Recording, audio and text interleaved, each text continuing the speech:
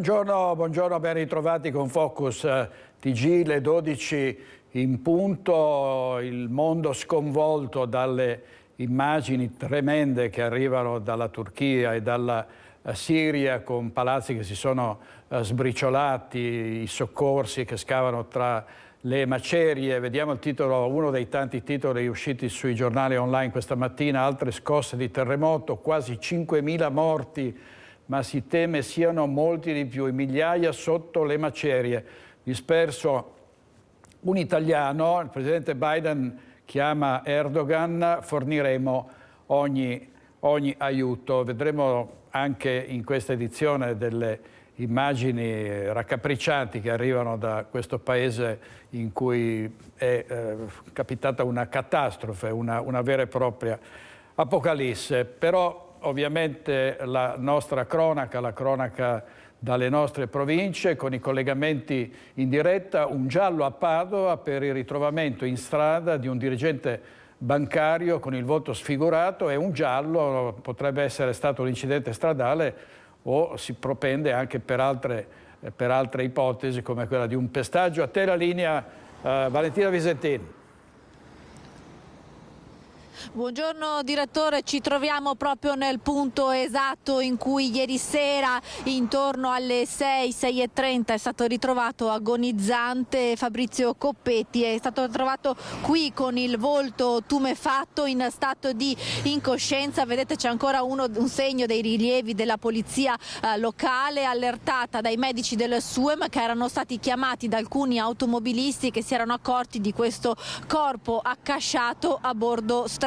Ci troviamo alla rotonda di uno snodo piuttosto trafficato di Padova, quello tra via del Plebiscito e via Avanzo, della zona adiacente alla stazione di Padova e vicino all'incrocio della Stanga. Un orario anche di punta, quello in cui è stato ritrovato il corpo dell'uomo, che poi è spirato poche ore dopo in ospedale a Padova, mentre i medici tentavano un intervento per far riassorbire l'ematoma che aveva al volto tumefatto, moltissimi traumi, quindi non compatibili con una caduta accidentale. La polizia locale sta cercando testimoni, perché questa è una zona dove ci sono sì delle telecamere, ma non puntano qui nel luogo in cui io mi trovo in questo momento.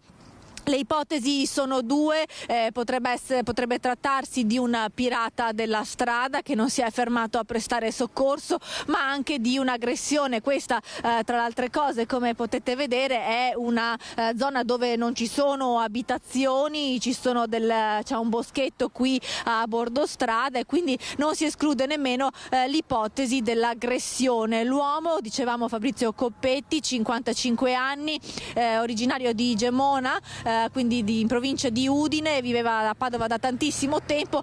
Stava passando di qui molto probabilmente perché stava tornando a casa, perché abita nel quartiere Arcella e spesso andava al lavoro a piedi. Quindi insomma un giallo su cui dovranno dare risposte gli uomini della polizia locale che sono al lavoro. Ma ricostruiamo quanto è accaduto ieri sera nel nostro servizio e poi restituisco la linea allo studio. Investimento o pestaggio, quel che è certo è che le ferite al volto di Fabrizio Coppetti non sono compatibili con una caduta accidentale. Partono da qui le indagini della polizia locale per far luce sulla morte del 55enne bancario rinvenuto agonizzante ieri sera alla rotonda tra via del Plebiscito e via Avanzo a Padova. L'uomo steso a terra a bordo strada è stato notato da un automobilista che si è fermato e ha dato immediatamente l'allarme. Quando sono arrivati i soccorsi era incosciente e aveva il volto tumefatto, lesioni troppo gravi per essere compatibili con una semplice caduta. Faceva fatica a respirare, non ha mai ripreso conoscenza. Intubato e trasferito d'urgenza in ospedale, è stato operato per ridurre l'emorragia, ma è morto verso le 21. Fabrizio Coppetti, 55 anni, originario di Gemona, viveva Viveva a Padova da 16 anni, lavorava come dirigente all'Unicredit. Abitava all'Arcella, in zona San Gregorio. Andava spesso a lavorare a piedi. La polizia locale sta recuperando le immagini delle telecamere di sorveglianza della zona per capire se l'uomo sia stato investito da un pirata della strada che è scappato senza prestare soccorso o sia stato vittima di un'aggressione. La zona del ritrovamento del corpo agonizzante del 55enne ieri sera è stata illuminata a giorno per cercare di individuare eventuali pezzi di auto, camion o segni di frenata, ma al momento nulla è stato ritrovato. E appunto abbiamo guardato anche noi adesso sull'asfalto, non ci sono in nessun posto alcun segno di frenata. Questa è una rotonda, come vi dicevo, piuttosto trafficata. Le macchine comunque per affrontare questo tratto di strada devono rallentare, quindi insomma non si esclude che possa essere stato investito accidentalmente. È una zona buia, ma ci sono molti lampioni dell'illuminazione. Ieri sera i vigili hanno acceso anche un grosso faro per vedere se a terra c'era qualche pezzo di specchietto piuttosto che di paraurti o di carrozzeria d'auto in grado di poter quantomeno trovare degli indizi per poter battere una pista piuttosto che un'altra, perché come dicevamo non si esclude né l'investimento né l'aggressione. Le ferite erano soprattutto concentrate nella zona del volto, vasti traumi, la faccia era completamente tumefatta, ferite gravi che poi hanno appunto portato al decesso del 55enne. Da Padova è tutto, restituisco la linea allo studio. Grazie molte Valentina, poi vedremo le indagini, ci saranno anche immagini delle telecamere nella zona, quindi si potrà probabilmente arrivare alla verità. Intanto restiamo a Padova per un altro giallo. È stata sequestrata la stanza di un uomo che è precipitato dal secondo piano di una casa di cura in cui era ricoverato. Vediamo. La procura ha disposto il sequestro della stanza della residenza per anziani Parco del Sole di via Boccaccio a Padova, dalla quale è precipitato venerdì sera perdendo la vita un ospite di 72 anni. Il sequestro serve per consentire gli accertamenti tecnici necessari per far luce su quanto accaduto. L'uomo, ricoverato al secondo piano nel reparto che ospita i malati di Alzheimer, non aveva la possibilità di aprirla perché le porte e finestre devono rimanere chiuse. Per aprirle servono delle chiavi particolari. Come mai dunque la finestra era aperta, era stata dimenticata socchiusa o qualcuno l'aveva aperta per lui? Sono questi gli interrogativi a cui gli investigatori dovranno dare presto una risposta. Tra le ipotesi ovviamente c'è quella del suicidio, ma resta il fatto che nessuno stava vigilando sul 72enne al momento della tragedia avvenuta subito dopo cena. Focus TG con tutti i collegamenti, i nostri inviati nelle province del Veneto per darvi in tempo reale le notizie. Andiamo subito a Treviso da Sharon Di Carlo per un'aggressione a un ragazzo, ai danni di un ragazzo in via Pinelli. A te la linea, Sharon. Buongiorno direttore, buongiorno a tutti i telespettatori di Rete Veneta. Come ha detto lei, siamo esattamente alle porte del centro storico in via Pinelli perché domenica verso le 20:30 c'è stata un'aggressione ai danni di un ragazzo di 22 anni che stava rientrando da lavoro. Infatti lavora in un bar del centro storico ed è stato accerchiato da una banda di 5 ragazzi, probabilmente minorenni. Erano esattamente qui in questa via quando il giovane, camminando, si è visto accerchiare da questa banda di malviventi. È stato intimato di consegnare ciò che aveva addosso, ha appunto dato 5 euro che ha tirato fuori dalla tasca, il suo smartphone.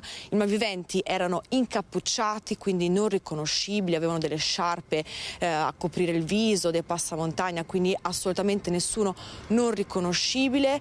Il giovane sotto shock si è spaventato, ovviamente consegnato il cellulare e i soldi e subito dopo questa consegna gli sarebbe arrivato uno schiaffo violento da parte di uno dei 5 malviventi e solo a quel punto sarebbe riuscito a scappare verso la chiesa votiva, dove è riuscito a trovare un passante che, avendo visto il ragazzo appunto sotto shock, terrorizzato, l'ha accompagnato in un ristorante qui dietro la stazione, un ristorante cinese, dove lì è riuscito a chiamare aiuto, ha chiamato la polizia polizia che è arrivata immediatamente a cui è stato denunciato l'accaduto. Direttore, la polizia sta chiaramente indagando sul fatto, sta passando al setaccio tutti i video delle appunto telecamere di videosorveglianza della zona per venire a capo di quello che è successo. Grazie Sharon Di Carlo, vedremo se avremo aggiornamenti, ci ricollegheremo senz'altro con Treviso. Poi ovviamente andremo in altre province, andremo a Bassano, andiamo a Vicenza, andremo anche a Belluno, sempre con le nostre telecamere, i nostri operatori in diretta. C'è un fatto importante che riguarda la morte delle due ragazze, Sara e Jessica, investite da un automobilista, che è stato ovviamente processato. La famiglia teme che ci possa essere, rispetto alla sentenza già emessa e in attesa che arrivi quella definitiva, uno sconto di pena per il responsabile. Vediamo il servizio di Lina Paronetto. Processo rinviato al 26 aprile per la mancanza di una querela, pena per l'imputato che da 7 anni rischia di scendere a 6 anni e 4 mesi e un risarcimento per la vita di Sara Rizzotto proposto dall'assicurazione straniera del mezzo al cui volante quella sera si era messo l'imprenditore bulgaro Dmitry Trikov di appena 30.000 euro, una cifra considerata ridicola. Sono le novità arrivate dall'udienza di appello per il tragico scontro in A28 in cui nel gennaio dell'anno scorso morirono Sara, 26 anni, e la cugina Jessica Fragasso, di 20. Secondo la riforma Cartabia, per contestare le lesioni gravi e gravissime patite dalle figliolette di Sara, occorre che il papà presenti formalmente querela, altrimenti il 62enne, attualmente ai domiciliari, potrebbe beneficiare di uno sconto di pena. Già è poca, 7 anni, e sarebbe ridotto a 6 anni e 4 mesi con questa querela, però se riesce a presentarla entro fine marzo, bene. E 7 anni almeno che rimanga quella, nient'altro, non chiediamo altro, tanto le ragazze non ce le riportano più indietro, però almeno che si faccia un po' di anni in galera. Dal punto di vista procedurale, sottolineano gli avvocati, non è una sorpresa. Ce lo aspettavamo, anzi era una decisione, sì, è una decisione più corretta, insomma, che potessero prendere oggi, quindi niente, ci si vede il 26 aprile. Tutto qui. Naturalmente le conseguenze in caso di mancata presentazione delle querele non potrebbero poi non riversarsi sulla sentenza in punto pena, ma è una scelta che spetta ovviamente al padre delle minori. Ci sembra già una pena che non è totalmente soddisfacente neanche dal punto di vista penale, ma insomma ci rimettiamo alla valutazione dell'autorità giudiziaria. Nava definisce inaccettabile la proposta di risarcimento di neppure 30.000 euro avanzata dall'assicurazione, annunciando una segnalazione all'ISVAP, l'Istituto per la Vigilanza sulle Assicurazioni. Una vita vale 30.000 euro. Vediamo cosa hanno detto i padri di queste due vittime, due famiglie ovviamente straziate. Vediamo. Alain, come hai vissuto la scelta del giudice dei domiciliari per la persona che ha ucciso tua figlia e tua nipote? Mi ha lasciato allibito, cioè veramente una cosa che non me l'aspettavo, a me e soprattutto anche ai miei familiari che sono tutti disperati, perché cioè, non è possibile, la legge è legge, ho capito, è giusto, però se questo giudice ha un cuore dovrebbe riflettere e rivedere la sentenza, solo questo, ma non lo dico per me, lo dico per tutti, perché come sono io, tante famiglie dicono ma come può essere una cosa del genere? Cioè, con tutte le cose, le attenuanti che ha, cioè come fa ad andare a casa, ai domiciliari, una persona che 4 cellulari, di cui tutti sequestrati fortunatamente, in più a 200 all'ora, in macchina, sulla strada, dove c'era la parte lenta delle macchine, ok, addirittura, in più è scappato, ubriaco, che era già stato arrestato per stato di ebbrezza, di cui altri precedenti, in più abbastanza economicamente sta molto bene, trasporti internazionali, ma se volete gli lascio le chiavi della mia macchina e dico boh, vai via a casa, Temi che possa fuggire? Mi hanno assicurato di no, però penso di no, spero di no, anche perché so che ha una famiglia un figlio e se ha una dignità, e spero che ce l'abbia, almeno vivi per tuo figlio, fallo per tuo figlio, perché sennò io non so tuo figlio come crescerà. Io dico come, cioè, a dire, ma che padre ho? Cioè, come fa a aver fatto una cosa del genere? Io se faccio una cosa del genere, io non mi permetterei neanche, cioè ma non esiste. Almeno fallo per tuo figlio. Non dico, non fallo per me, ok? Per tuo figlio, basta. Alain, hai detto che se ci fosse fatto almeno un tentativo di aiuto quella sera, avresti un altro sentimento forse più avanti. Lo ripeto, l'ho detto dal primo giorno. Se fosse stata una persona, ti viene addosso, si è distratto, ok, è sbagliato, è il disastro, ma si ferma, è disperato, piange, mi aiuta, fa di tutto per aiutarmi. Non dico che lo perdono da oggi a domani, ma magari 5, 6, 10 anni lo posso perdonare. Ci sarà odio, ma posso perdonarlo. Ma una cosa così, cioè non esiste. Cioè questo qua è anche scappato. Cioè è questo che non riesco a capire. Se mi avessi aiutato, disperato, per l'amor di Dio, io lo so, ma la disperazione, io se no fosse successo a me, io mi sarei fermato, ma cioè, avrei dato la vita per salvare qualcuno. Alain, è un paradosso, ma senza giustizia sei prigioniero tu. È questa la cosa. Esatto, la prima cosa che i miei pensieri è la giustizia. Io non dico me, perché a me mia figlia non me la torna nessuno, però ci deve essere giustizia, cioè non può esistere una cosa del genere. Luca, le chiedo solo questo: come ha vissuto questa decisione del giudice di rimettere in miceli la persona che ha investito e ucciso sua figlia? Un'altra botta più forte di prima ancora, perché su queste cose si pensa di avere giustizia, invece poi come le leggi italiane non funziona niente, rimane sempre così. Quelli che non fanno niente vengono tenuti dentro anche 10 anni per niente, quelli che veramente dovrebbero stare in carcere non ci stanno. E questi erano i genitori delle due ragazze, Sara Rizzotto e Jessica Fragasso.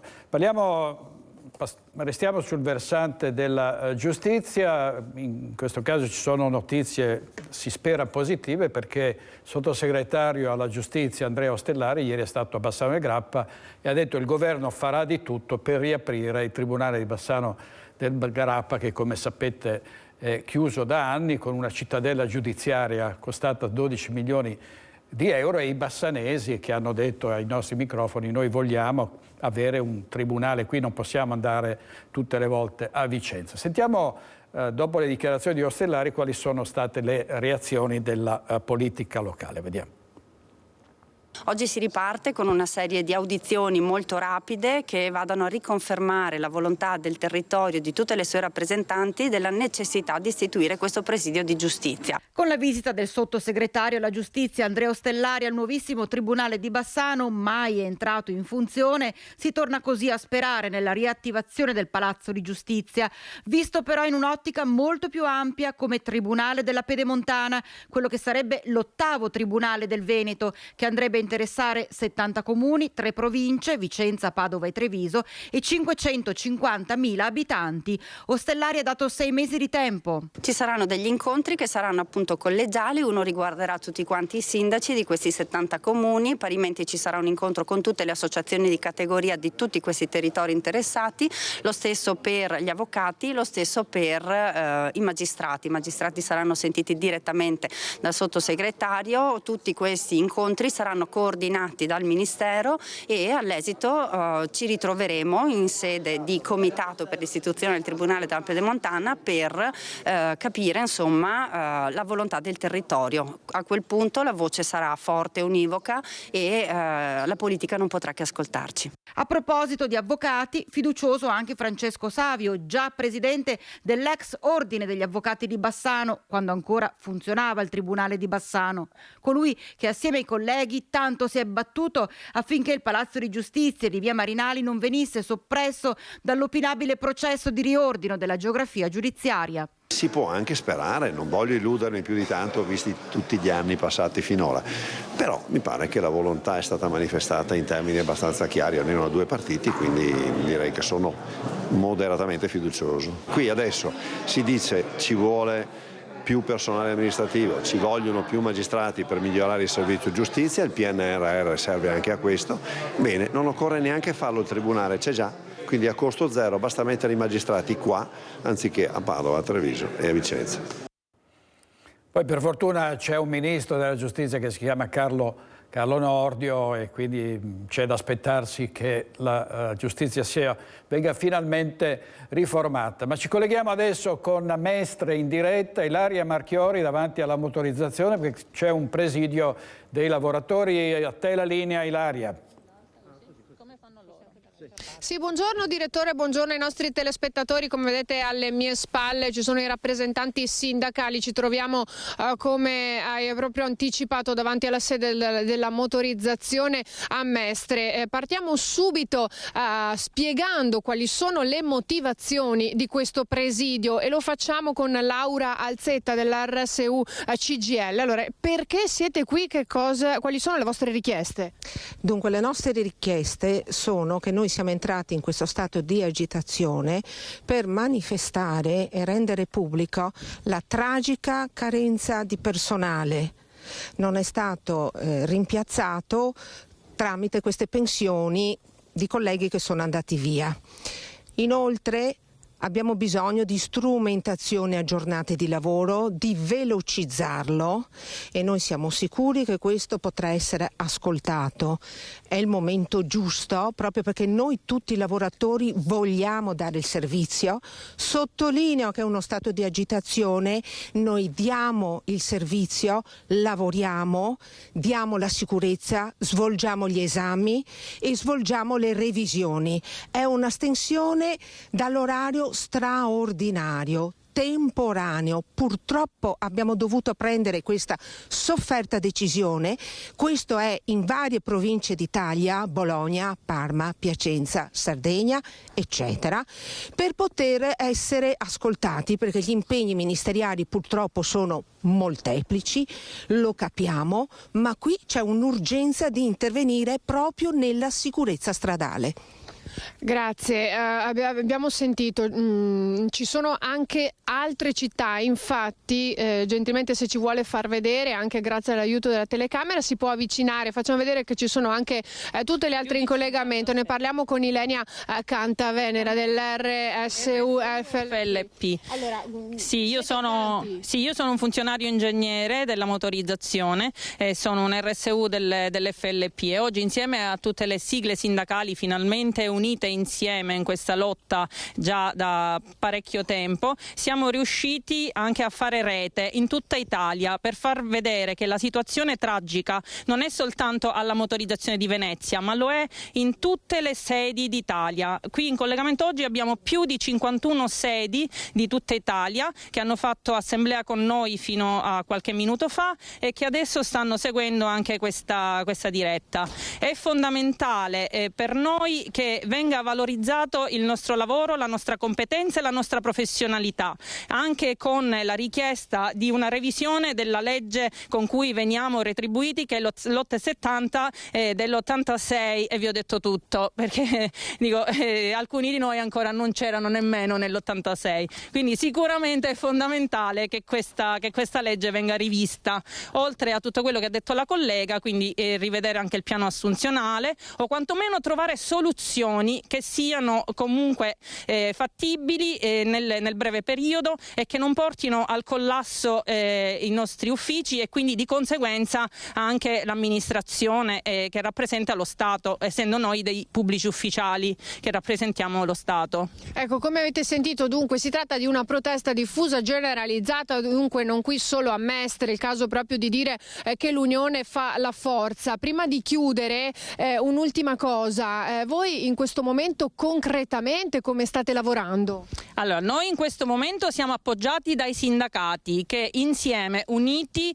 escono fuori con comunicati e con proposte da presentare ai tavoli tecnici e direttamente anche al Ministro. E quindi noi ci affidiamo a loro e noi anche come RSU, rappresentanti appunto dei nostri singoli uffici locali, portiamo insieme a loro avanti queste proposte. Grazie, allora avete sentito, anche noi continueremo a seguire la situazione, soprattutto l'evolversi di quello che accadrà dopo questo presidio. Se non ci sono altre domande, io qui da Mestre restituisco la linea allo studio. Grazie Ilaria, non ci sono altre domande perché siete voi che le rivolgete durante i telegiornali e ti ringrazio molto per il collegamento e grazie anche ai lavoratori della motorizzazione. motorizzazione importantissima anche sul versante della sicurezza per quello che fa, purtroppo ancora indisciplina, ancora altissima velocità, distrazione, persone che guidano guardando il cellulare, quindi tanti incidenti. E poi c'è l'abuso di alcol. Guardate questo servizio live dalla nostra redazione di Vicenza, un automobilista colto in flagrante. Vediamo. Io faccio quello che voglio, tu sei un mio dipendente, tu mi dai le chiavi della macchina, allora le chiavi della mia macchina, le chiavi della macchina. Sbraita e furioso con gli agenti della polizia che gli hanno tolto le chiavi della macchina. Siamo in un casello della Pedemontana, proprio sulla superstrada a pagamento. Questo automobilista avrebbe urtato il furgone degli ausiliari del traffico e poi si sarebbe allontanato. A fermarlo gli agenti della Polstrada. L'uomo pretende di riavere le sue chiavi, ma gli agenti non gliele restituiscono. Tu fai un abuso, sì. Voi fate un abuso di voi siete dei miei.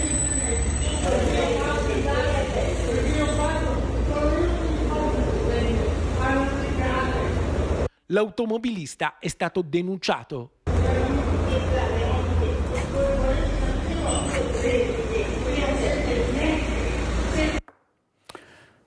Servizio di Carlo Alberto Inghilleri, e queste sono le situazioni in cui si trovano spesso le forze dell'ordine, la polizia della strada.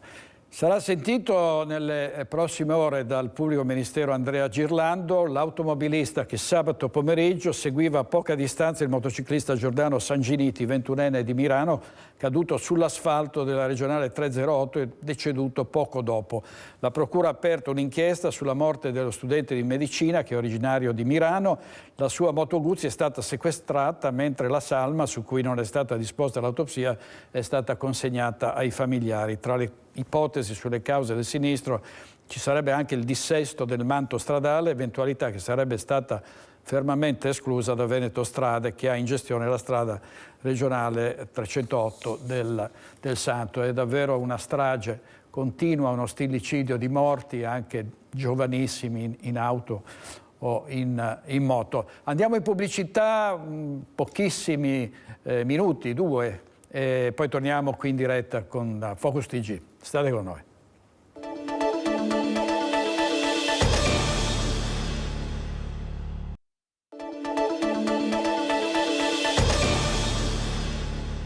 Di nuovo in diretta con Focus TG, ecatombe in Turchia e in Siria per un terremoto spaventoso. Si parla di 5.000 vittime per ora, ma potrebbero arrivare addirittura a 20.000, una vera e propria catastrofe. Mentre la gente muore per la guerra in Ucraina o per i terremoti in Turchia e in Siria, in Italia vanno avanti le polemiche.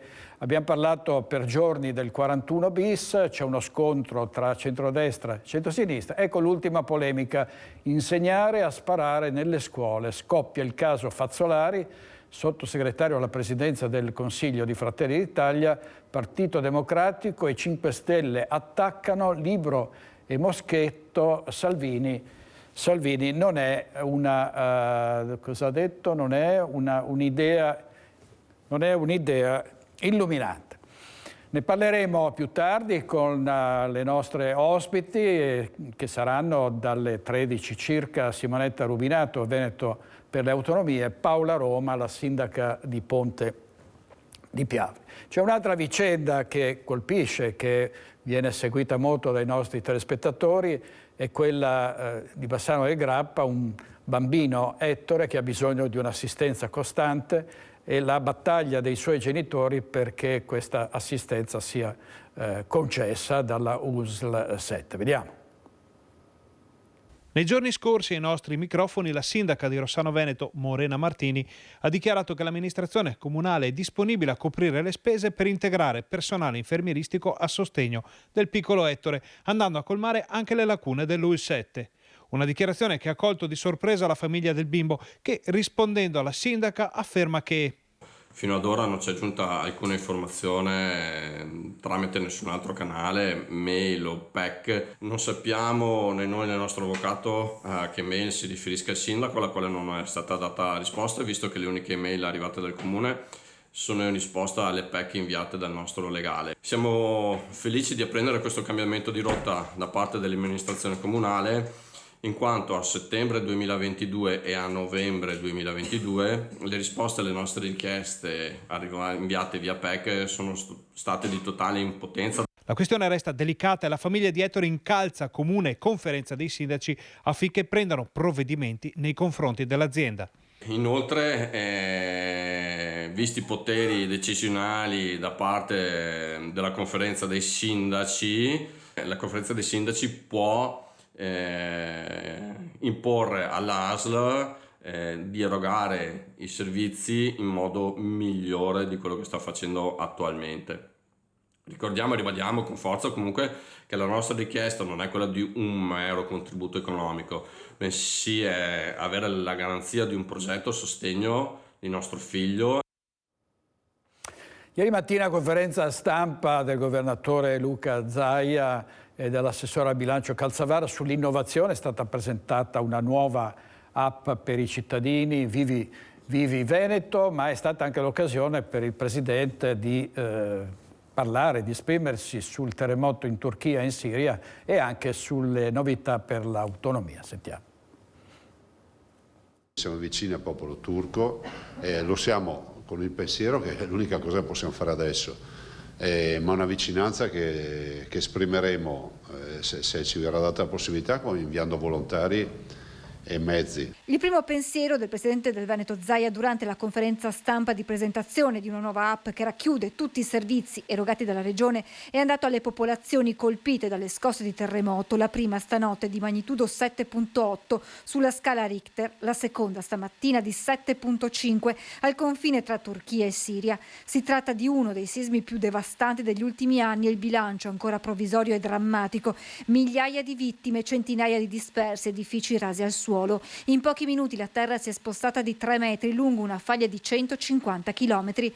La scossa di questa notte è stata seguita da un rischio tsunami lungo le coste del Mediterraneo, allarme arrivato anche in Italia e in Veneto. Io stamattina sentivo i nostri tecnici alle 5:30 di stamattina, che li ho sentiti, c'era anche il pericolo tsunami per noi, perché avevamo una previsione di 1 metro d'acqua su Chioggia, Venezia, che poi fortunatamente si è diradato sempre di più e verso le 7:30, insomma abbiamo chiuso anche questo stato emergenziale. E oggi, a 3 anni esatti dall'inizio delle Olimpiadi invernali del 2026, celebrati con un alzabandiere in contemporanea dalle piazze di Cortina e Milano, non poteva mancare un'analisi di quelli che saranno gli effetti sui territori. Secondo lo studio universitario, i giochi invernali porteranno 1 miliardo di PIL al quale si aggiungono tutte le opere, ricorda Zaia. Non posso accettare che si dica che le Olimpiadi non portano a nulla ai territori, perché vuol dire anche non saper fare, il dare e l'avere. E sulle polemiche legate ai costi per la realizzazione della pista da bob, il Presidente del Veneto ricorda che l'opera rientra nel dossier olimpico. Le spese che lo Stato, non la Regione del Veneto, che lo Stato sosterrà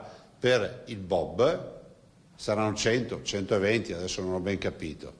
Anche se li andassimo a detrarre dal miliardo ne resterebbero ancora 880. Tra i temi affrontati a margine dell'incontro di Palazzo Balbi, naturalmente quello dell'autonomia. È una rivoluzione dopo la Costituzione del 48, questa è una vera pagina di storia che sarà percepita dai posteri, ha spiegato Zaia. La si finisca di attaccare il progetto di autonomia, perché che sia chiaro che chi attacca l'autonomia a questo punto secondo me attacca il capo dello Stato.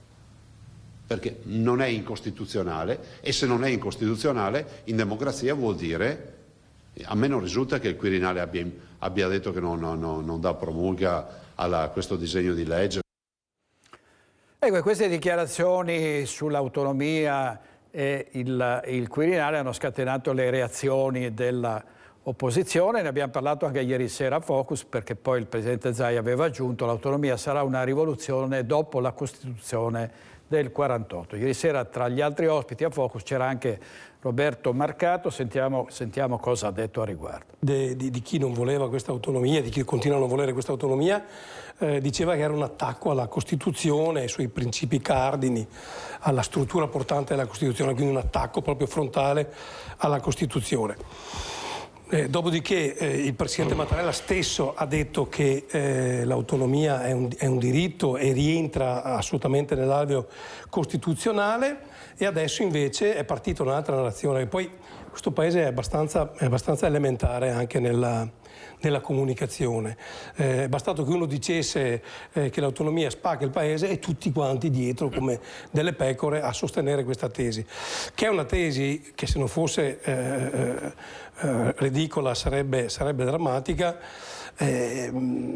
perché di fatto chi sostiene questo non si accorge che il Paese è drammaticamente spaccato in due e lo è in assenza assoluta dell'autonomia che noi chiediamo. Allora uno dovrebbe chiedersi per quale motivo la Calabria non riesce ad avere una sanità come quella veneta, per quale motivo i siciliani sono costretti ad emigrare per trovare lavoro, per quale motivo i campani sono costretti a venire in Veneto o in Emilia Romagna a curarsi. Questo è il tema, uno dovrebbe chiedersi questo e poi dovrebbe anche magari fare qualche analisi storica e raccontarci perché, visto che la seconda guerra mondiale è stata una sorta di livella per tutto il Paese e quindi siamo stati tutti costretti a ripartire dallo stesso punto, per quale motivo noi oggi chiudiamo il 2022 con una crescita di PIL paurosa e altre regioni sono in una difficoltà pazzesca. E questo era Roberto Marcato. Ieri sera tra gli altri avete visto c'era anche Andrea Zanoni, c'erano Luciano Sandonà, Pietrangelo Pettenò, di questo abbiamo parlato, e questa mattina Chiara Gaiani è andata a Marostica per sentire al mercato cosa dice la gente su quanto ha detto il presidente Zaia, cioè che chi attacca l'autonomia attacca anche il capo dello Stato. Vediamo. Disegno di legge sull'autonomia, finalmente in Consiglio dei Ministri, adesso si va avanti, si deve andare avanti senza fermarsi. Sì, penso che sia una buona cosa. Dopo tanti anni che ha iniziato, speriamo bene lei, o no? Ma secondo lei è importante per il Veneto l'autonomia? Secondo me sì.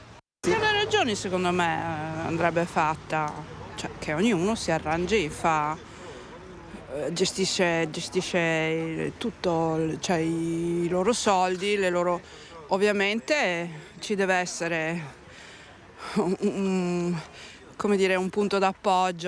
Io sono per l'autonomia in certo senso, che tutte le regioni, cioè le più grandi stati, Germania, sono tutti federali e io sono contento di questo.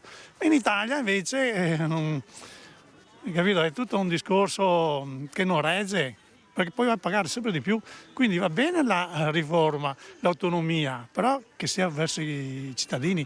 Sai che forse dai riuscimmo a entrare. Perché non rispetta il volere del popolo? Mi domando perché si è passato tutti quei 2000 giorni qua, ti fai robe e dopo non viene rispettare. Perché? Colpa dei politici, è sempre colpa dei politici. E ben venga perché sono anni che l'aspettiamo e chissà che questa volta ci sia la volta buona. Vediamo ancora una vicenda di cui si è parlato molto, cioè lo stalker del condominio che se l'è presa con una condomina per via delle sue origini meridionali. La perseguitava ed è stato ovviamente allontanato. Vediamo. Seguitato la vicina di casa, importunandola e molestandola con grida, minacce e ingiurie, causandole un grave stato di ansia e paura. Per questo motivo il magistrato ha disposto il divieto di avvicinamento e il divieto di dimora nel comune di Padova per un 44enne padovano residente in zona San Paolo. L'uomo aveva preso di mira la sua vicina di casa per le sue origini meridionali, la offendeva in continuazione, era diventato il bersaglio bagaglio di sfoghi aggressivi, intimidazioni e comportamenti molesti. Il 44enne le aveva attaccato alla porta adesivi della Lega per rimarcare il fatto che lei venisse dal sud. Lo scorso gennaio la donna era intervenuta per sostenere un'altra vicina di casa che si stava lamentando per i comportamenti molesti del 44enne e per questo lei e il compagno erano stati addirittura minacciati di morte. La donna si era rivolta alla polizia già a fine luglio raccontando che la situazione di tensione era cominciata 2 anni prima quando si era trasferita nel palazzo. Il vicino di casa stalker creava problemi nel condominio con urla, conversazioni telefoniche a voce altissima, continui rumori e la televisione a volume spropositato. Ingaggiava così frequenti liti anche con gli altri condomini. La polizia ha raccolto numerose testimonianze. Nessuno di loro era in buoni rapporti con l'indagato che creava malessere a tutti. Nessuno sostava più negli spazi comuni per paura di incontrarlo. Visto il ripetersi di questi comportamenti e l'escalation di violenza, i precedenti dell'uomo per lesioni, resistenze e atti persecutori, il giudice ha subito disposto la misura di divieto di dimora nel comune di Padova e il divieto di avvicinamento di almeno 500 metri dalla donna. Qui eravamo a Padova, purtroppo sono oltre 5.000 i morti per ora accertati nel terremoto in Turchia. E in Siria il bilancio potrebbe arrivare a 20.000 morti perché ci sono migliaia di persone ancora sepolte dalle macerie lungo una faglia che è lunga 100 chilometri, pensate, voragini, le strade sono sprofondate, i palazzi si sono sbriciolati, una catastrofe, una apocalisse. Nelle prime ore del terremoto, con 2 scosse potentissime al mattino presto, ovviamente conseguenze anche in Friuli Venezia Giulia per quanto riguarda i soccorsi, l'allarme e per fortuna l'allarme poi revocato di un possibile tsunami. Rivediamo cosa è successo a Trieste in quelle ore.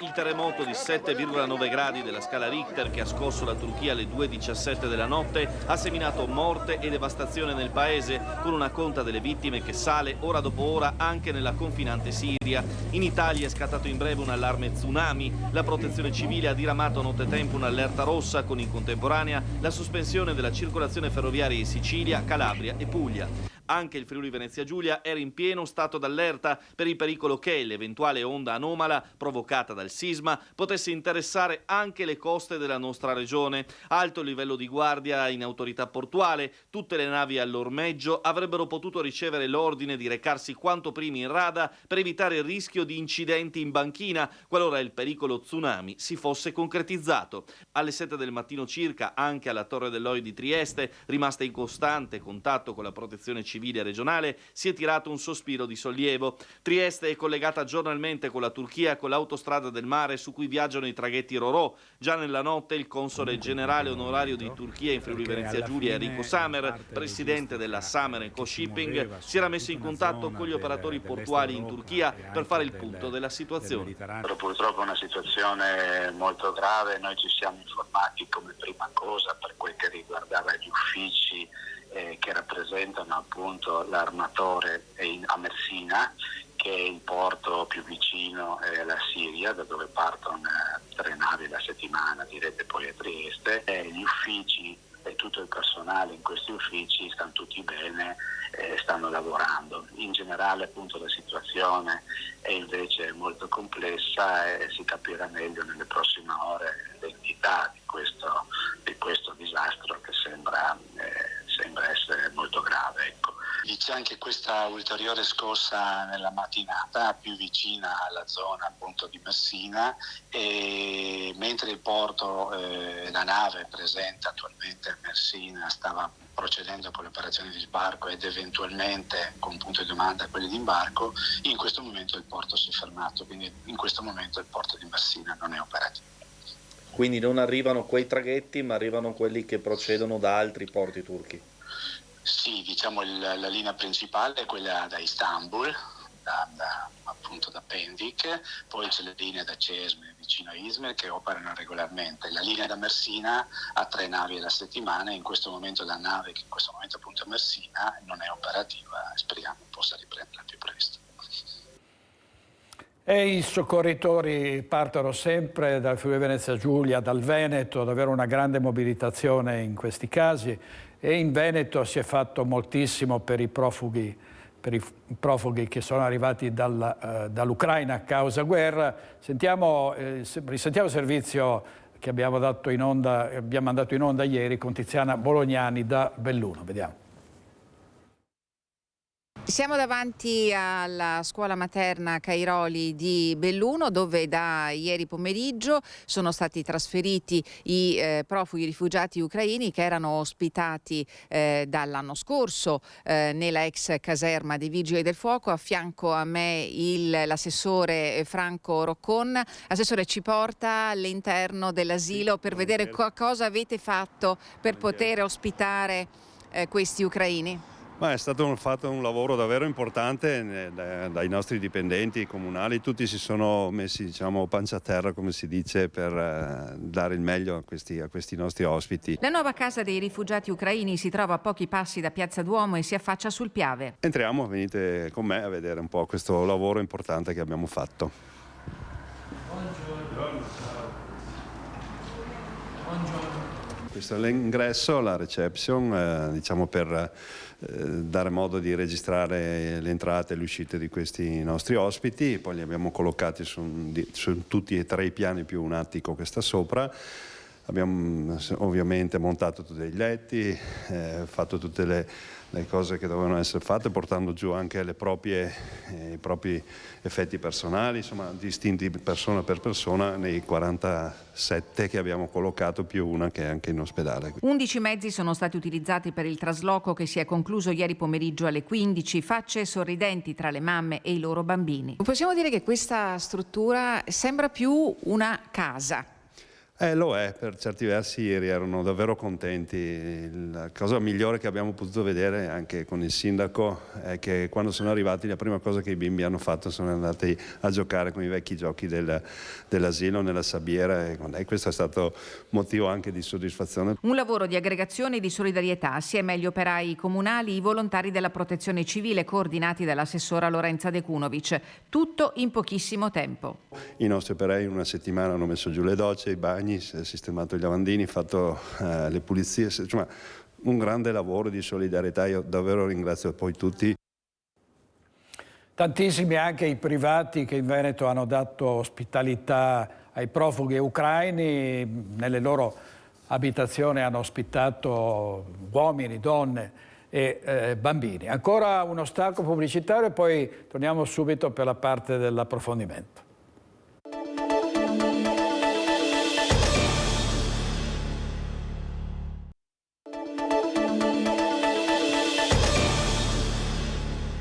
Bentornati e bentornati di nuovo in diretta con Focus TG, e saluto le nostre ospiti, Simonetta Rubinato per il Veneto per l'Autonomia.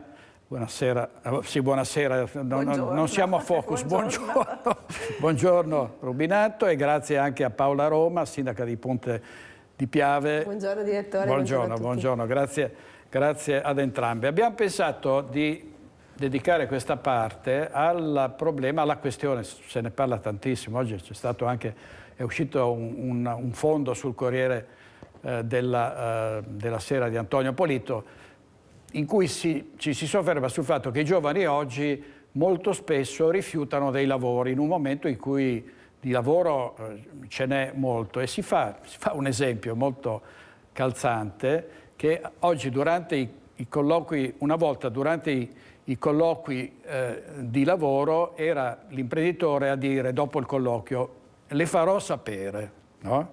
Adesso sono i giovani che dopo una proposta di lavoro dicono vi farò sapere, cioè decidono loro se quel lavoro è adeguato alle loro esigenze, se in qualche modo corrisponde all'idea della qualità della vita che hanno loro, se quel lavoro non richiede troppo impegno, orari troppo pesanti. Nel frattempo tanti ragazzi continuano a cercare delle opportunità sulla rete. Cosa sta succedendo, Simonetta Rubinato e Paola Roma, proprio anche dopo la questione del Covid, no? Lo smart working e tutto quello che è successo? Beh sì, si innestano alcuni fattori secondo me. Il primo è che siamo una società comunque, sia pure con un grande debito pubblico alle spalle, che è una società del benessere e quindi dove in qualche modo si è persa quella spinta, no, al dovere, al sacrificio che avevano anche le generazioni precedenti, in cui comunque il tuo star bene dipendeva anche dal tuo impegno, dal tuo fare, dal tuo intraprendere.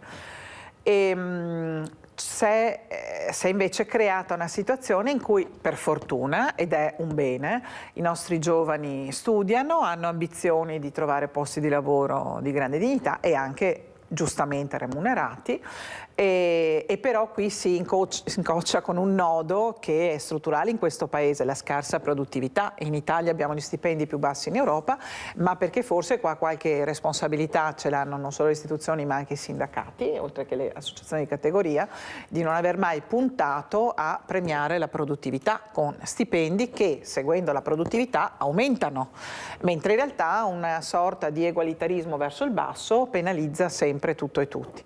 Poi c'è questa cultura dell'assistenzialismo di Stato che soprattutto nel periodo della pandemia e anche in parte la misura come è stata culturalmente presentata dal reddito di cittadinanza, per cui lo Stato è quel padre che ti deve dare e garantire tutto, come se lo Stato non dovesse attingere le risorse dai contribuenti. Cioè, come funziona? Funziona che il welfare è così: scuola, sanità, istruzione.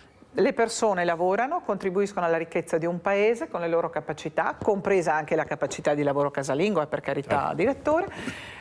Quella produzione di ricchezza genera delle risorse, una parte di quelle risorse vengono prese attraverso il prelievo fiscale, le imposte, per garantire sanità, istruzione, trasporti, sicurezza, eccetera. Ora, senza quelle entrate non c'è possibilità di garantire il welfare, cioè non è che, come dire, i soldi nascono dal cielo. Quindi forse anche la nostra scuola non ha formato, passiamo per essere uno dei paesi che ha una forte ignoranza in materia finanziaria contabile, cioè questo discorso è un po' uscito dal radar, in cui invece tutto è diritto, e diceva ancora Aldo Moro, questo paese negli anni 60 non si salverà se alla cultura del diritto non si accompagnerà anche una cultura del dovere, quindi il diritto che diventa pretesa, però poi chi la soddisfa. E poi c'è un aspetto ulteriore ancora, culturale, dove nelle nostre famiglie i giovani vengono visti come persone da tutelare, da proteggere, più che persone che devono conquistare la loro autonomia. E quindi anche questo è molto diverso dagli altri paesi europei, anche questo non aiuta secondo me, e per finire a tutto questo si salda il declino demografico, per cui la forza lavoro oggi, i trentenni sono un terzo dei cinquantenni di oggi e sempre più c'è anche un problema di demografia, per cui non si trovano le persone, non solo perché i giovani hanno magari ambizioni di un certo tipo, ma anche competenze, sono giovani straordinari e quindi quelli più che hanno forti motivazioni o trovano lavoro in regioni come la nostra, ancora si trova, oppure addirittura emigrano da altre regioni e anche dalla nostra in parte vanno in altri paesi.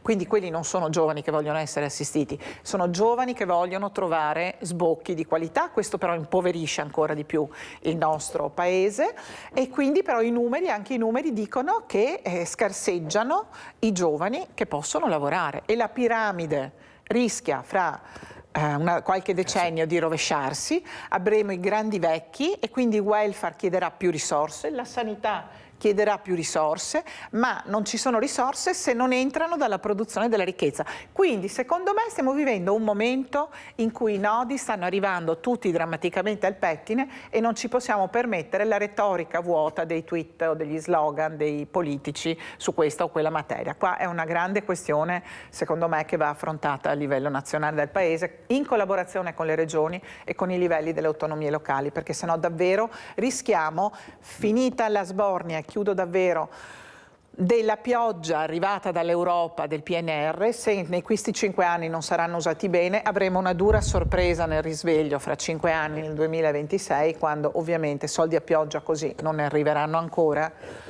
e dovremo fare i conti con la realtà. È una tempesta perfetta, tra l'altro diceva bene Simonetta Rubinato sulla questione demografica. Nel 64, in pieno boom economico, sono nati 1 milione di bambini, oggi ne sono nati l'anno scorso 300.000, quindi c'è un davvero un crollo delle nascite che è progressivo, continuano a diminuire. Ha fatto molto parlare la dichiarazione di una giovane ingegnere che ha detto: io a 750 euro al mese non accetto nessuna offerta di lavoro perché è contro la mia dignità, avendo fatto gli studi da ingegnere, avendo fatto molti sacrifici e avendo quindi diritto a una retribuzione adeguata. Sentiamo cosa aveva detto. 27 anni, devo vivere con 750 euro? Io me ne sono andato, no.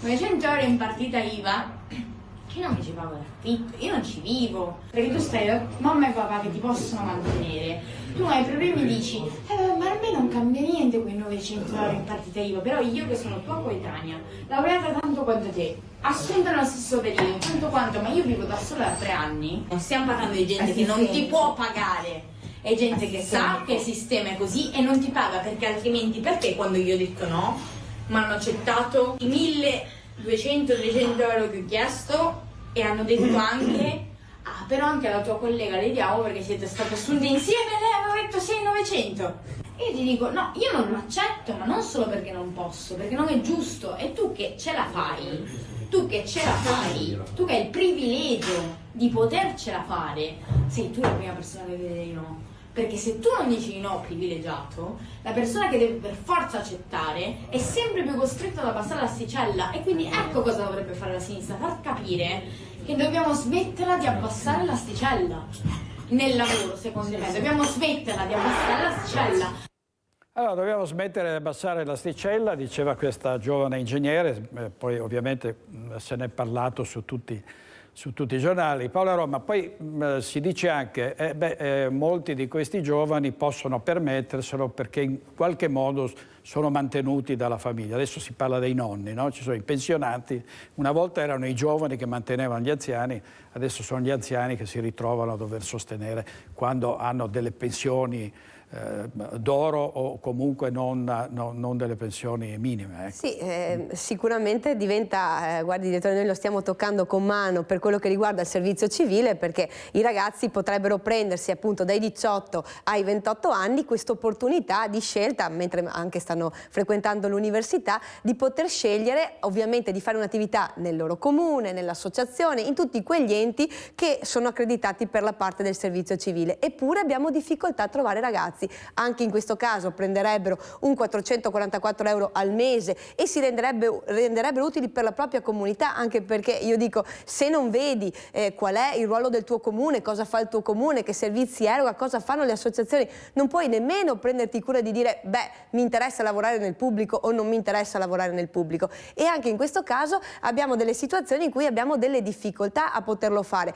È chiaro che mentre una volta, come diceva lei, avevamo anche i nonni in casa che magari tra virgolette contribuivano eccetera, adesso però diventa anche una situazione, credo, per il giovane che va all'università, che comunque ha delle frequenze anche obbligatorie, perché in base ai corsi di laurea che poi scelgono devono anche occuparsi di questo, ma credo che anche un'attività come questa o un'attività strutturata possa sicuramente dargli la dignità anche di provare quella fatica di essere autonomi nel pagarsi gli studi.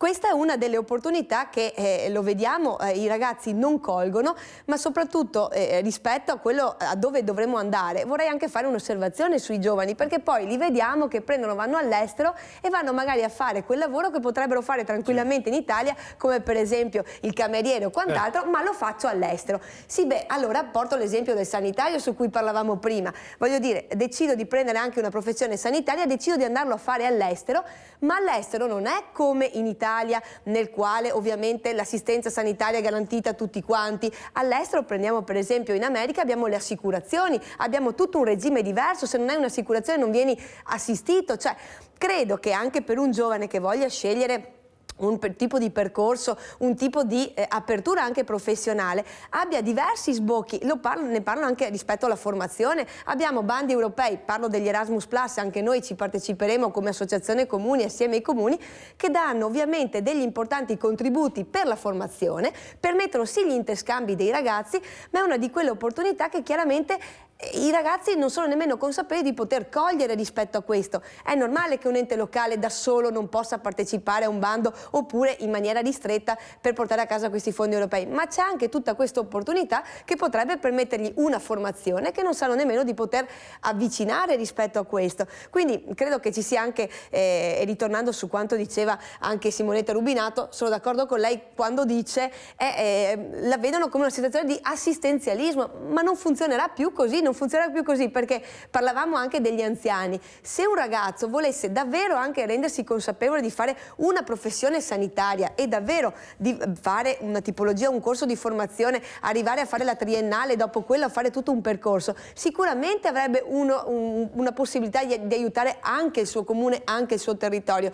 Solo che chiaramente credo che questa attrattiva anche rispetto ai costi che gli vengono programmati sicuramente non sia accettabile. Lo apro la parentesi anche nel pubblico, dove naturalmente utilizzando ovviamente l'opportunità di utilizzare persone appartenenti agli enti chiaramente a cooperative di tipo B, nelle quali possiamo anche andare ad assumere, al di là della possibilità di assunzione che abbiamo adesso, magari sicuramente non diventa remunerativo, perché ovviamente hanno una contribuzione di tipo molto basso. E questo lo dico proprio perché il mondo della cooperazione, che ha molto a che fare anche con il sociale, con il sanitario, diventa fondamentale, che non ha avuto, è l'unico che non ha avuto un ristoro dal punto di vista nazionale anche in questo tipo di politica, e che è il più vicino a quello che possiamo toccare con mano con l'assistenza e con la tipologia anche di interventi che facciamo dai più piccoli a situazioni con fragilità. Quindi credo che vada riprogrammato proprio a livello nazionale una tipologia di intervento che effettivamente promuova questo.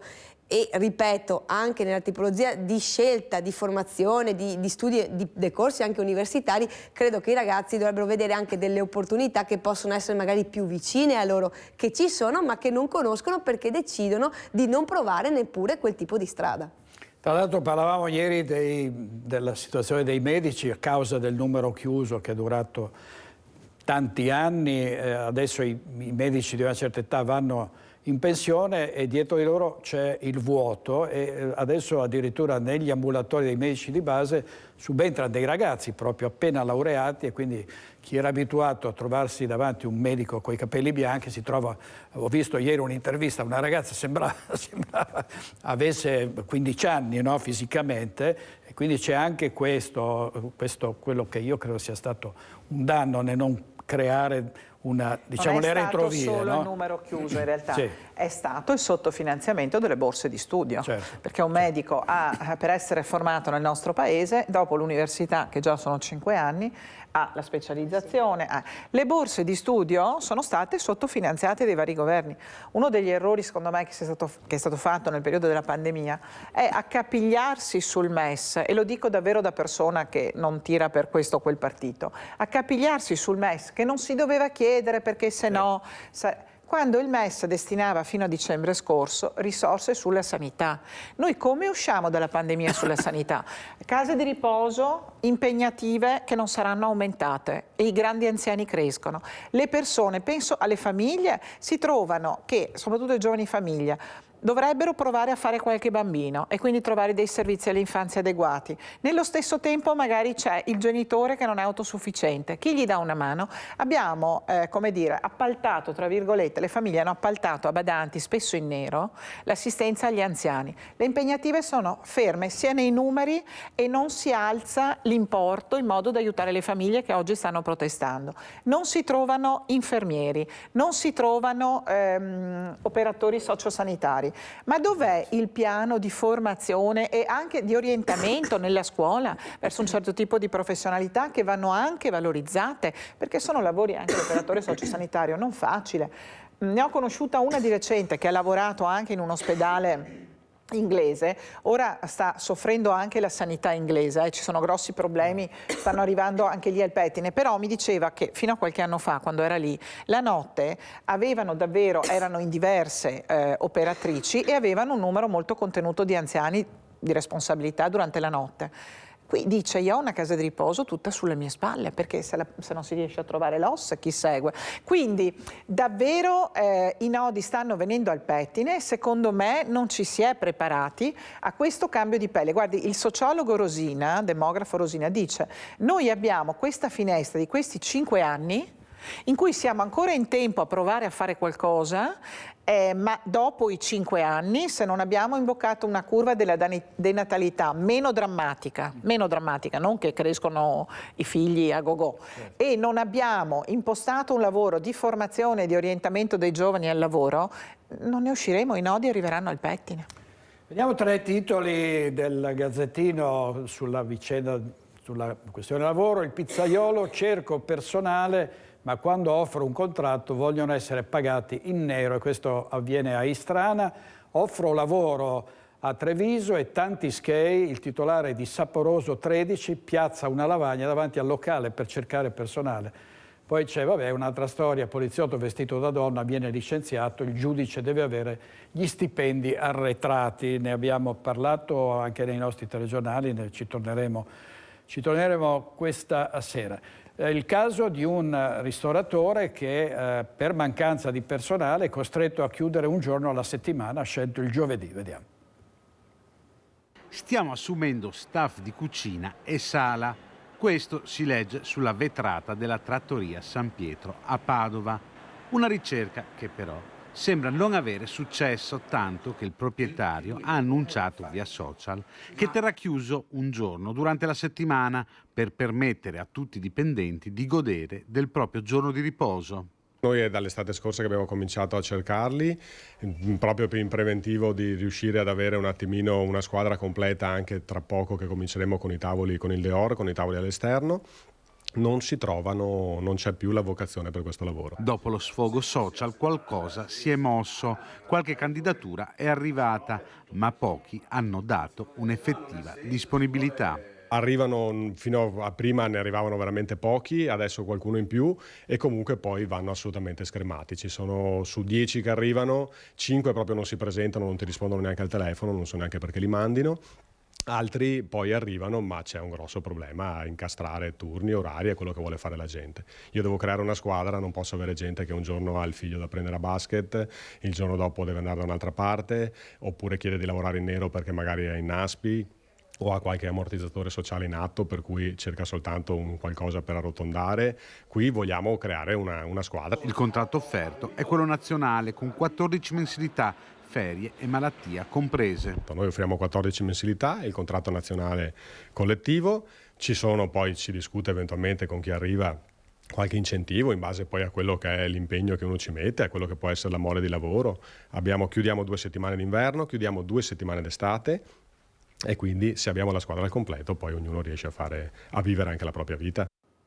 E tantissimi ristoratori, baristi che non trovano personale. Intervista di Francesco Rattai della nostra redazione di Padova. Intanto, sempre per quanto riguarda il lavoro, domani un maxi sciopero di tutti i dipendenti della Safilo 1700 che hanno previsto il blocco dell'Alemagna, in arrivo lavoratori di Santa Maria di Sala e Padova. È una comunicazione anche di servizio per chi dovesse andare verso Cortina d'Ampezzo. Sapete che quella strada all'Alemagna domani sarà bloccata presumibilmente nelle prime ore del mattino. Ovviamente vi terremo aggiornati. Paolo Roma, poi c'è anche la questione degli assistenti familiari, no? Sì, adesso ovviamente per un adeguamento del contratto collettivo nazionale del lavoro gli assistenti familiari ovviamente hanno un incremento del 10%. Questo va a cubare ovviamente per una famiglia che è questa assistente che assiste magari l'anziano anche con situazioni di demenza uno stipendio in più.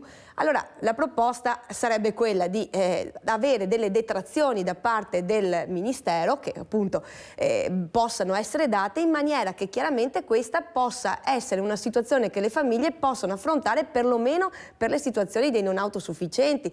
Lo ricordiamo perché è un po' tutto collegato a questa situazione. Quando do appunto la persona anziana a essere seguito da una persona di cui mi fido e che chiaramente do in mano la gestione della persona perché chiaramente ha delle necessità, soprattutto non autosufficiente, H24, chiaramente ci troviamo in situazioni in cui tutta la famiglia fa affidamento, naturalmente anche chi ha figli o quant'altro alla propria professione lavorativa e di certo non può seguire questo tipo di intervento. Allora anche su questo aspetto, che ripeto, la contrattualistica è a livello nazionale, l'aumento è previsto, ma che perlomeno con delle detrazioni alle situazioni di non autosufficienti venga data una risposta. Questo è, credo, la base per cercare di andare incontro alle famiglie, perché ripeto, lo si diceva prima, le strutture residenziali hanno bisogno di vivere le esistenti con le situazioni che hanno adesso. Si devono sempre più aprire alla situazione della comunità, ma non perché non lo diciamo noi, ma perché lo dice il Ministero, lo dice l'Europa, lo dice la Regione, sempre più verso la domiciliarizzazione del paziente. Questo significa che solo nelle situazioni di acuzie il ricovero. Allora, nell'aprire anche i nostri centri servizi... Però a quel punto, Paola, ci vuole un'impegnativa per l'assistenza a casa. Esattamente. Perché non è che uno esce dalla casa di riposo, fa il servizio a casa gratis. Ma allora credo pagato. che questo è già un'attività che i comuni potrebbero aiutare e implementare assieme ai centri servizi in maniera trasversale, ma credo che un importante intervento potrebbe essere fatto effettivamente sulla ristrutturazione delle strutture esistenti che magari sono datate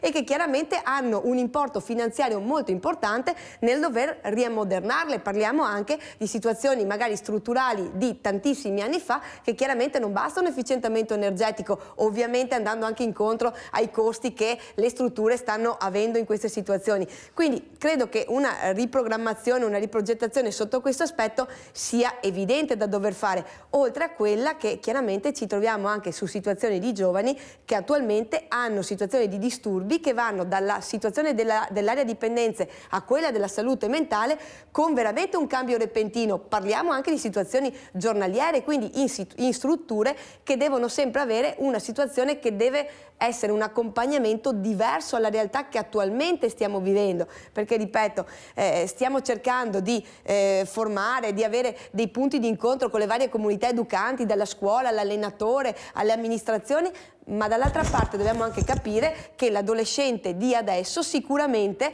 ha anche bisogno di situazioni in cui gli vengano date delle indicazioni ben chiare, ma che tutta una comunità nel momento in cui ha un'allerta, ha una determinata situazione, si prenda a carico e ognuno avvisi l'altro, perché o c'è questa rete o altrimenti difficilmente riusciamo ad avere un intervento prima che arrivi di tipo sanitario.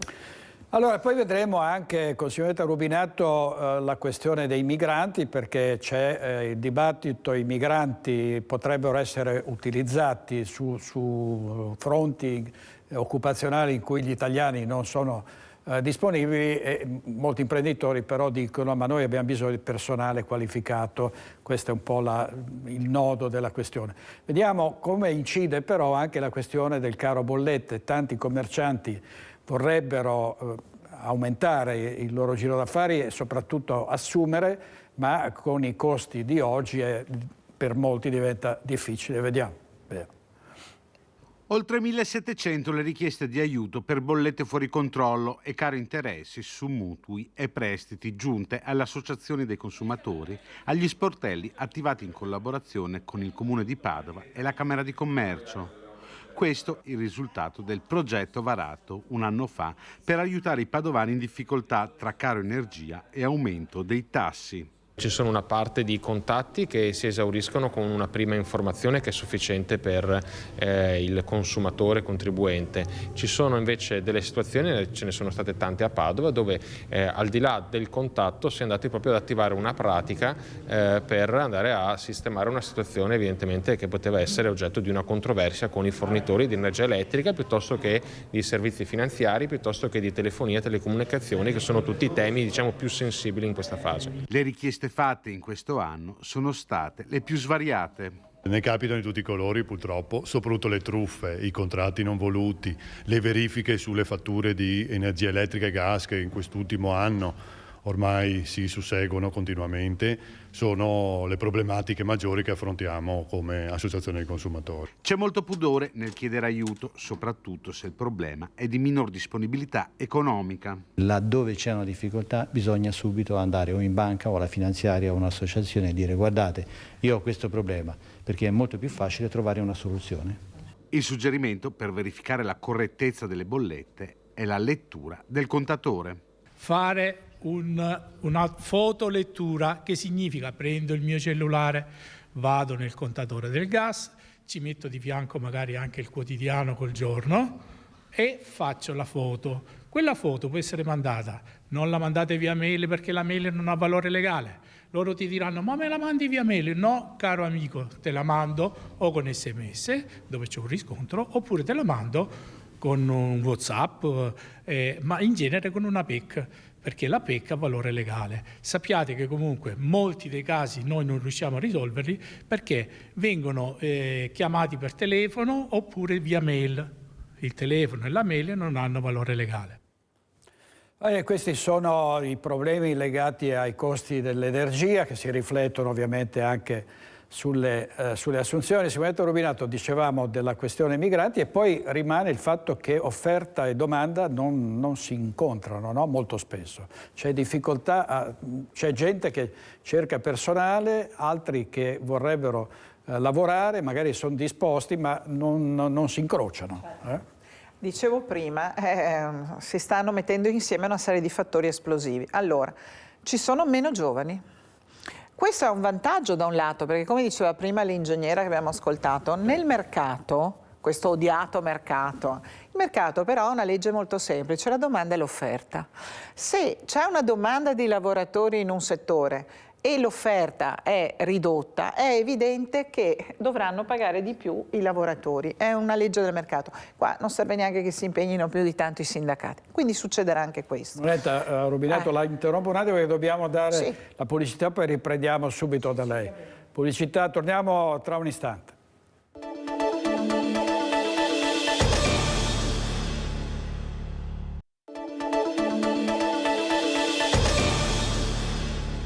Ultimissima parte di Focus TG 13 e 25, si mette a Rubinato che ho dovuto interrompere per dare la pubblicità. Dicevo che, per rispondere alla sua domanda, uno, dobbiamo fare i conti con meno giovani, diventano una risorsa scarsa, preziosa, quindi vanno assolutamente formati, vanno aiutati nell'orientamento già dalla scuola media a capire quali sono le domande del mercato e anche le loro capacità e attitudini. E quindi questo percorso sul quale la scuola e le istituzioni devono avere un impegno secondo me più forte, dovrebbe aiutare. Da questo punto di vista c'è un bisogno di specializzati, di tecnici specializzati e di laureati nel nostro paese che in parte vengono formati e in parte vanno all'estero appunto perché hanno maggiori soddisfazioni di tipo economico e qui torniamo al tema della produttività. In parte non ne formiamo abbastanza e quindi c'è un problema delle aziende per le quali oggi il capitale è davvero quello umano, al di là dell'energia e delle materie prime. E quindi questo è un primo problema, quindi investire sull'orientamento e la formazione dei giovani. E questo è un tema, ma non basterà, perché sono molti di meno, e poi perché c'è anche un bisogno di lavori meno qualificati, più umili, che i nostri giovani non vogliono fare. Ecco, allora qui noi dobbiamo fare quello che ha fatto la Germania. Nel 2005 la Germania era presa sul piano demografico come noi oggi. Cosa è successo? Lì sono un paese che, come dire, quando decide di fare una cosa la fa e hanno investito sul trattenere un certo tipo di immigrazione. Non solo l'immigrazione di qualità, perché noi attiriamo poca immigrazione di qualità, ricercatori, studiosi, dovremmo attirarli invece di darli agli altri, ma anche, come dire, immigrazione, giovani immigrati, minori immigrati che vanno assolutamente integrati e formati perché il mercato del lavoro se no non reggerà. Dal 2005 al 2015 la Germania ha cambiato la tendenza, quindi si può fare. Molti arrivavano dalla Turchia con Erdogan, c'erano i siriani. Hanno fatto uno sforzo incredibile, hanno accolto sia italiani sia spagnoli, perché poi c'è anche che noi siamo un paese ancora di emigrazione purtroppo, italiani, spagnoli, turchi e siriani. Ne hanno integrati numeri che non sono quelli che servono all'Italia, non prendiamo paura, perché loro sono 80 milioni di abitanti, ma 500.000 l'anno. Ma quelli ci hanno messo le risorse, hanno fatto integrazione sul serio. Non è che li trovi fuori del supermercato a chiedere la carità piuttosto che. Ecco, quindi molti forse lo sapranno, nei nostri ristoranti, anche a Treviso, a Venezia, se tu vai nelle cucine, trovi giovani bengalesi, indiani, di altre nazionalità, cioè quelli che hanno voglia di riscattarsi, di crescere e di fare anche i lavori, di cominciare dai lavori più umili per poi crescere. Ecco, questo tema dell'immigrazione, invece di strumentalizzarlo, va governato e indirizzato in questa direzione. Infine la partecipazione femminile al lavoro. Noi siamo, rispetto agli altri paesi, abbiamo molte meno donne che lavorano. Vanno assolutamente inserite in un circuito lavorativo per la loro dignità, per la loro indipendenza, perché il mercato ne ha bisogno, ma per farlo bisogna dare i servizi all'infanzia e ai grandi vecchi dell'assistenza, alla non autosufficienza. Tutto si tiene. Sì, infatti sulla parte delle donne vorrei proprio dire come possiamo pensare che una lavoratrice autonoma possa avere un figlio, deve andare a lavorare dopo, perché altrimenti l'azienda non va avanti. Dico, bisognerebbe già partire nel pareggiare questa situazione, che la donna dipendente pubblica, come l'autonoma, come quella che lavora, abbia la stessa, perlomeno si parta dalla stessa base. Questo significherebbe creare anche delle opportunità e magari dare ai comuni le risorse per andare incontro con gli asili nido, le scuole per l'infanzia, gestire tutta questa cosa dando ai comuni le opportunità di creare questo sul territorio, come anche l'assistenzialismo deve essere dato per quei casi sociali che saranno sempre in carico al comune, perché sono quei casi che sostanzialmente non hanno rete familiare, sicuramente non ha nessuno che si prende carico e sono puntuali e precisi perché i comuni li conoscono. Però portare il livello anche per poi parlare le donne non fanno figli, ma come fa una lavoratrice autonoma? Lo prendiamo anche nel caso di una malattia, parliamo di una persona, anche una lavoratrice autonoma che abbia una situazione anche di una neoplasia con un tumore, deve tornare a lavorare. E com'è che viene questa persona? Come può avere dei sostegni? Non li può avere perché non può utilizzare la legge 104, perché è datrice di lavoro di se stessa. Cioè abbiamo tutta una situazione sotto il profilo sociale da riprendere per mano e veramente da creare delle basi di opportunità per tutti a larga scala. Da questo punto di vista aggiungo solo una cosa: deleteria la politica dei bonus da chiunque governo sia fatta. Ci dicono i paesi dove nascono i bambini che bisogna investire i soldi pubblici in servizi accessibili e possibilmente poco costosi per tutti. È inutile che diamo i bonus alle persone, ma usiamo quei soldi per fare servizi educativi all'infanzia, alla non autosufficienza. Cioè lo Stato deve garantire servizi accessibili e in gran parte gratuiti o comunque accessibili in qualche modo con un minimo contributo. Non è possibile distribuire i bonus a pioggia. Bene, grazie molte all'onorevole Simonetta Rubinato, grazie Avvocato, grazie molte, e alla sindaca di Ponte di Piave Paola Roma, che è anche presidente della conferenza delle USL della Marca. Grazie a tutti, in regia Francesco Ceron con Alberto Pivetta, ci vediamo stasera alle 21:15 con Focus. Arrivederci, buona giornata.